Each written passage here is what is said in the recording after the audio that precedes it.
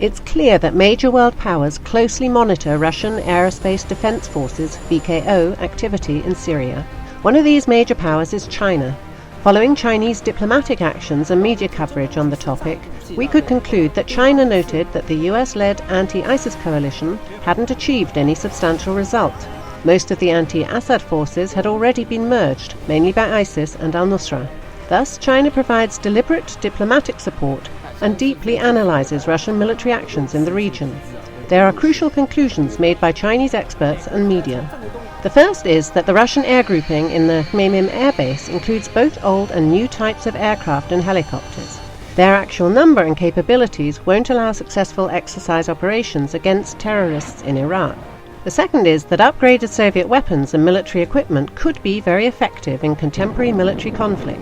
Moreover, the Russian space-based satellite navigation system GLONASS has shown its efficacy in directing warplanes to the targets. The third is that Russia maintains an advance in some types of aviation. For instance, the Sukhoi Su-30SM multi-role fighter aircraft is a specialized version of the thrust-vectoring Su-30 MKI and MKM variants for the Russian military, produced by the Irkut Corporation. Indeed, the Su-30M fighters ensure Russia's air supremacy in Syria. The fourth is that ISIS, al-Nusra and other terrorist groups have collected a high number of Soviet, US and Chinese man-portable air defense systems. This poses a threat for Russian warplanes if they ignore rules of security.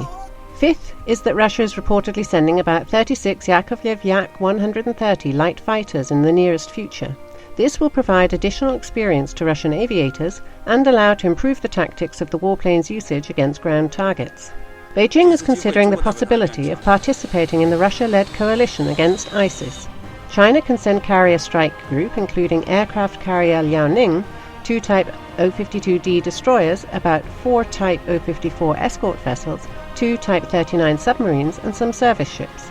Also, China has all chances to make an agreement with Lebanon to use its airspace, or even to get access to Iranian air bases. The problem is that Liaoning has only one embarked squadron of Shenyang J-15 and 2 helicopter carrier squadrons of Z-18. It isn't enough for the full readiness condition.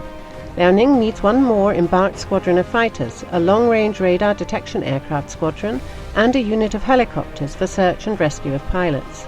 In any case, the full-scale ground offensive of the Syrian forces, supported by the Russian Air Force and Iranian military advisors, will push ISIS militants in the direction of Iraq.